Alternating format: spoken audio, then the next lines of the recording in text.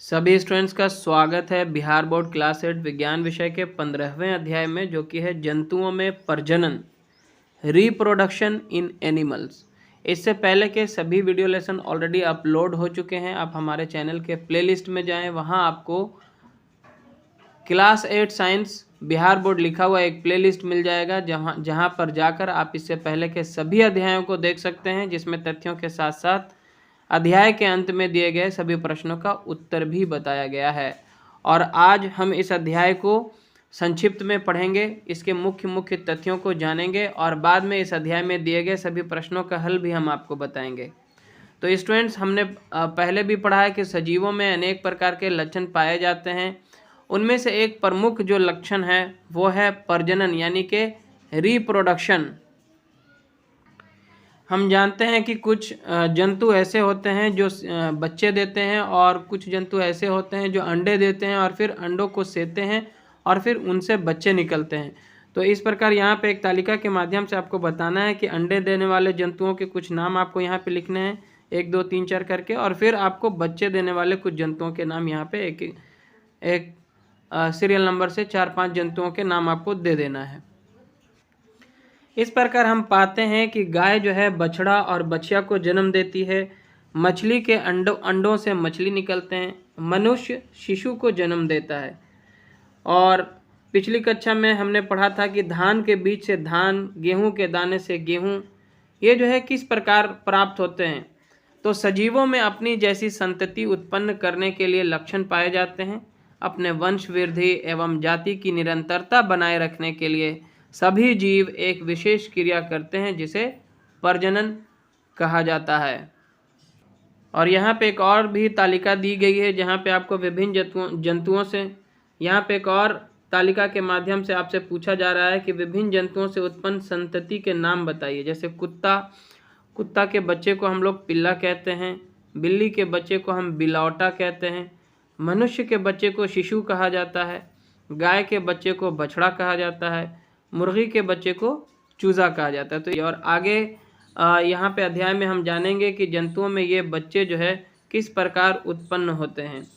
Students, हमने पौधों के बारे में पढ़ा था कि पौधों में जो जनन की 2 प्रक्रियाएं होती हैं। एक तो होता है लैंगिक और दूसरा होता है अलैंगिक प्रजनन। उसी तरह जंतुओं में भी जो प्रजनन की विधियां हैं वो 2 तरह की होती हैं। अलैंगिक प्रजनन यानी कि असेक्सुअल रिप्रोडक्शन, तथा लैंगिक प्रजनन जिसको हम सेक्सुअल प्रोडक्शन कहते हैं। तो सबसे पहले हम जंतुओं में अलैंगिक प्रजनन के बारे में जानते हैं।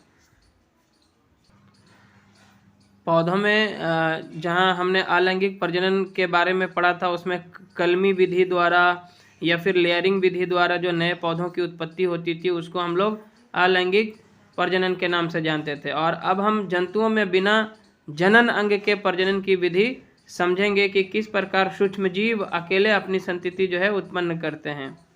सबसे पहले हम हाइड्रा की बात कर लेते हैं कि हाइड्रा के शरीर में एक या अधिक उभार दिखाई देती है।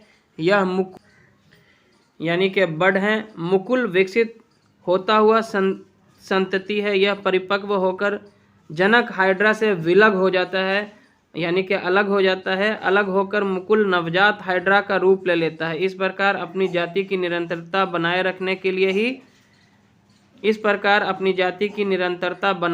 के लिए एक ही जनक द्वारा प्रजनन की क्रिया संपन्न होती है। इस क्रिया में किसी प्रजनन अंग की आवश्यकता नहीं पड़ती है। अलैंगिक प्रजनन की यह विधि मुकुलन कहलाता है। यहाँ पे हाइड्रा में आप देखिए कि मुकुल का निर्माण होता है, जिसको हम बड कहते हैं, और फिर यह धीरे धीरे ग्रो करता है और बाद में यहाँ से अलग होकर के एक नया हाइड्रा बन जाता है। तो इस प्रकार जो है यहाँ पे ये एक अलैंगिक प्रजनन का उदाहरण है। उसके बाद हम बात करते हैं अमीबा के प्रजनन की, जो कि एक कोशीय जीव होता है। अमीबा में किस प्रकार होता है, कोशिका के मध्य में जो है, देखिए अमीबा के कोशिका के मध्य में एक केंद्रक होता है ना। केंद्रक परिपक्व होकर 2 भागों में बंट जाता है। यहाँ पे देखिए 2 भागों में बंटता है, जिससे प्रजनन की क्रिया प्रारंभ हो जाती है। अंत में अमीबा का शरीर जो है वो 2 भागों में बंट जाता है ना। 2 भागों में बंट जाता है। प्रत्येक भाग में विभाजित केंद्रक मौजूद रहता है और दोनों में एक एक केंद्रक आ जाता है। और इस प्रकार जो है परिपक्व शरीर दो भागों में बंटकर अपना अस्तित्व खो देता है। इस प्रकार के अलैंगिक प्रजनन को जिस प्रकार में कोई जीव विभाजित होकर दो संतति उत्पन्न करता है द्विखंडन कहलाता है। तो अमीबा में जो प्रजनन है वो द्विखंडन के विधि द्वारा होता है, जबकि हाइड्रा में जो है वो मुकुलन विधि के द्वारा होता है। और ये दोनों ही अलैंगिक प्रजनन के उदाहरण हैं। और अब हम बात करेंगे लैंगिक प्रजनन यानी कि सेक्सुअल रिप्रोडक्शन के बारे में।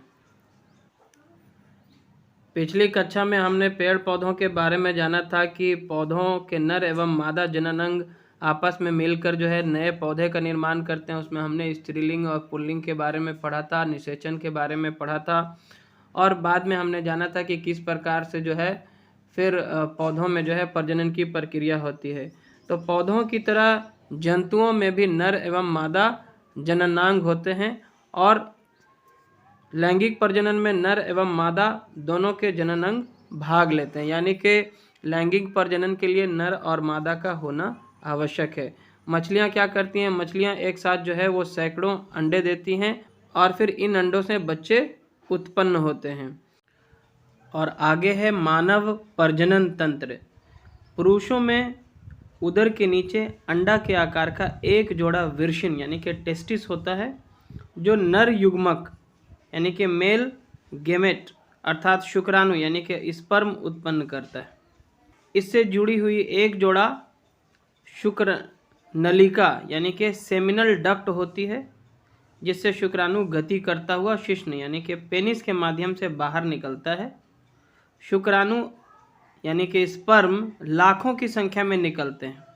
ये सूक्ष्म तथा एक कोशीय संरचना होती है।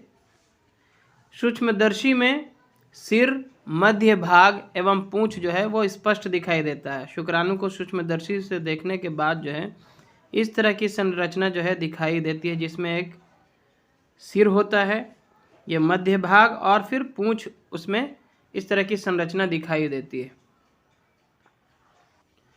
वहीं स्त्रियों में नाभि के नीचे शरीर के अंदर मादा प्रजनन अंग स्थित होते हैं।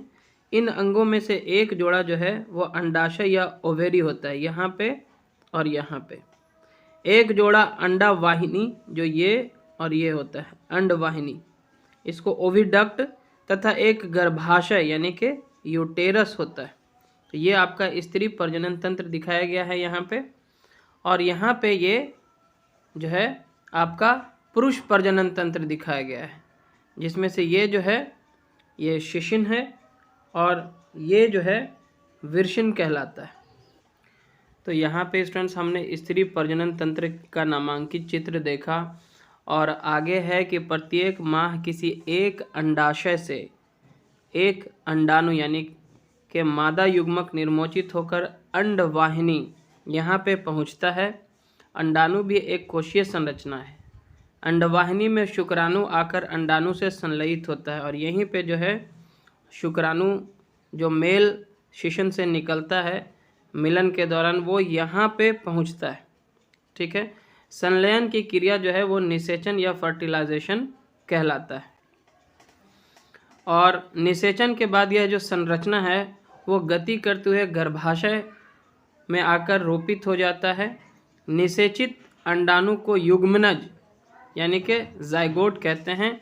युग्मनज की कोशिकाएं विभाजित होने लगती हैं, जो परिवर्धित होकर फिर भ्रूण में परिवर्तित हो जाता है। इस अवस्था में शिशु का सिर, पैर, नाक, आँख आदि कुछ अंग विकसित हो जाते हैं। जब भ्रूण विकसित होते हुए शरीर के सभी अंगों का निर्माण कर लेती है, तब यह अवस्था गर्भ कहलाता है। गर्भ का विकास पूरा हो जाने पर माँ शिशु को जन्म देती है। तो यहाँ पे आप एक बार अच्छे से फिर से दोहराइए, ये है मेल पुरुष और ये है स्त्री। तो यहाँ जो है इसका जो नर युग्मक जो शुक्राणु के तौर पे जो है बाहर निकलता है, और ये स्त्री है, इसका जो है मादा युग्मक जो अंडाणु कहलाता है। इन दोनों के मिलने से जो है युग्मनज का निर्माण होता है, और यह प्रक्रिया जो है निषेचन कहलाती है। और फिर युग्मनज जो है विकसित होकर भ्रूण में बदलता है, और भ्रूण विकसित होने पर वो गर्भ में बदल जाता है, गर्भ कहलाता है यह प्रक्रिया। और फिर जो है नवजात शिशु इस गर्भ से फिर नवजात शिशु का निर्माण होता है। तो इस प्रकार नवजात शिशु का जन्म नर एवं मादा युग्मकों के संलयन के फलस्वरूप होता है, दोनों के मिलन के फलस्वरूप होता है, जिस कारण शिशुओं में माता एवं पिता दोनों के लक्षण पाए जाते हैं। यहाँ पे एक और इम्पोर्टेंट पॉइंट है कि निषेचन की क्रिया जब मादा शरीर के अंदर हो तब निषेचन आंतरिक निषेचन कहलाता है, जबकि निषेचन शरीर के बाहर होने पर बाह्य निषेचन कहलाता है। तो ज़्यादातर जो जीव जंतु हैं जो बच्चे देते हैं उनमें जो निषेचन की प्रक्रिया है मादा शरीर के अंदर ही होती है, लेकिन कुछ जलीय जंतुओं जैसे मछली, मेढक आदि में जो है वो बाह्य निषेचन की क्रिया होती है। मादा मेढक क्या करती है, जल में एक बार में सैकड़ों अंडे देती है। ये अंडे जेली जैसी परत से बंधे रहते हैं। मादा जैसे अंडे देती है उसी समय नर मेढक शुक्राणुओं को जल में छिड़क देता है।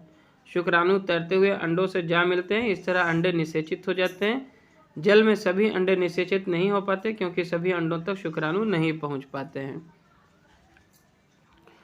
और हमने अपने समाज में देखा है कि कुछ लोग ऐसे होते हैं, कुछ दंपति ऐसे होते हैं जिनके कोई संतान नहीं होते हैं।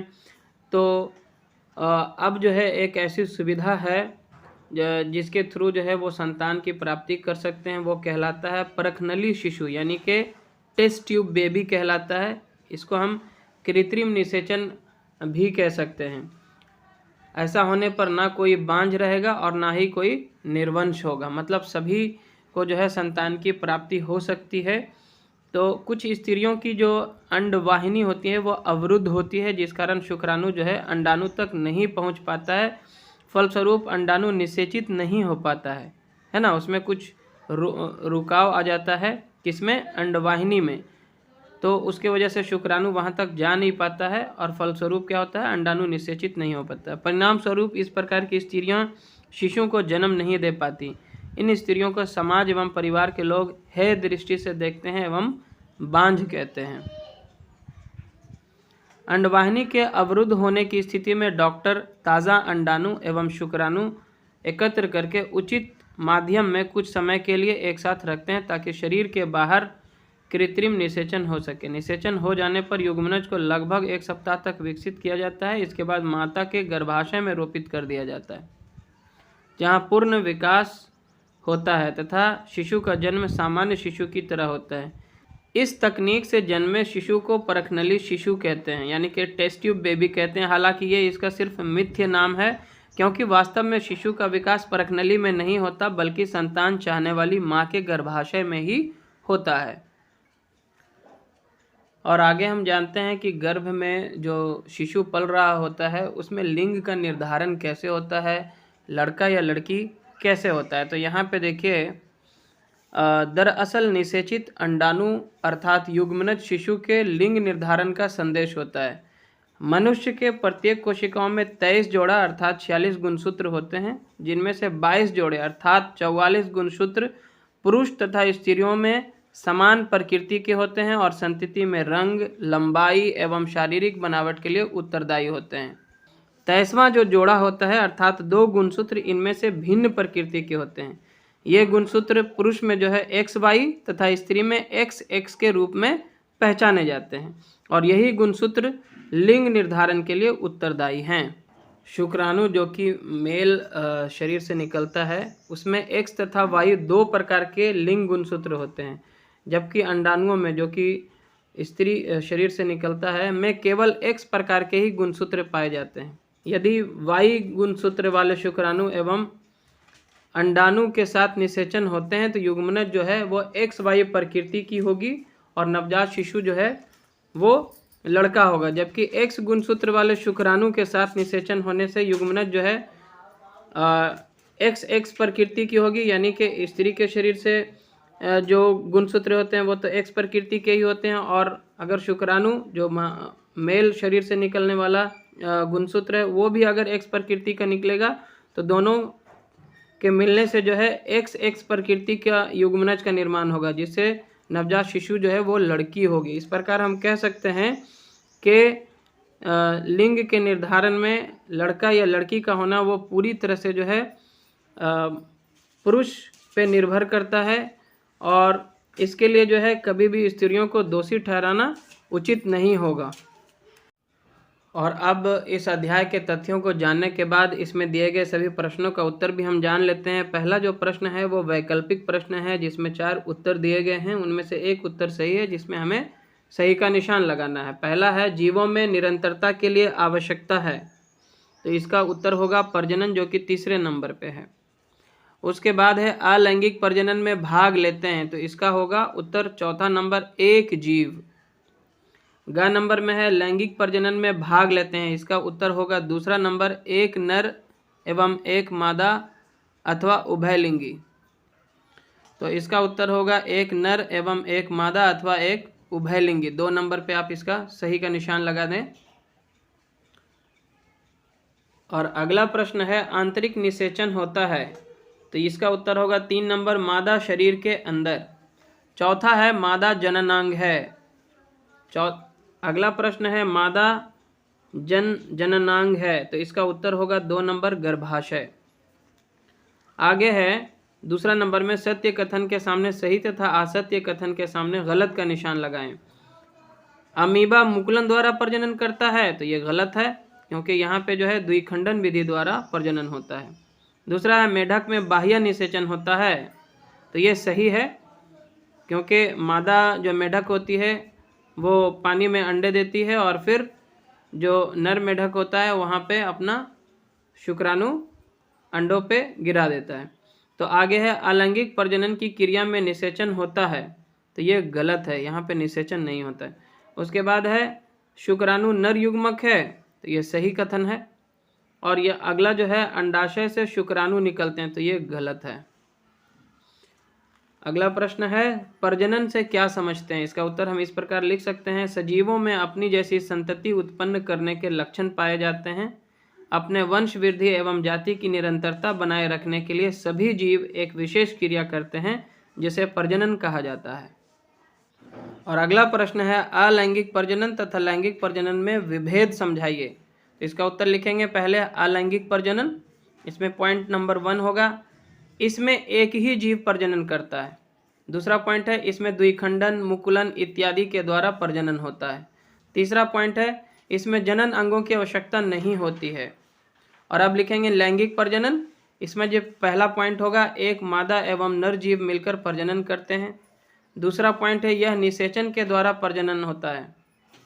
और तीसरा इसमें नर जनन अंग एवं मादा जनन अंग, इस तीसरा पॉइंट होगा इसमें नर जनन अंग एवं मादा जनन अंगों की आवश्यकता होती है। अगला प्रश्न है आंतरिक निषेचन तथा बाह्य निषेचन में अंतर बताइए। इसका उत्तर हम इस प्रकार लिखेंगे कि जब निषेचन मादा के शरीर के अंदर होता है तो उसे आंतरिक निषेचन कहा जाता है, और जब निषेचन शरीर के बाहर होता है तो उसे बाह्य, और जब निषेचन शरीर के बाहर होता है तो उसे बाह्य निषेचन कहा जाता है। अगला प्रश्न है शिशु के लिंग निर्धारण का क्या अर्थ है,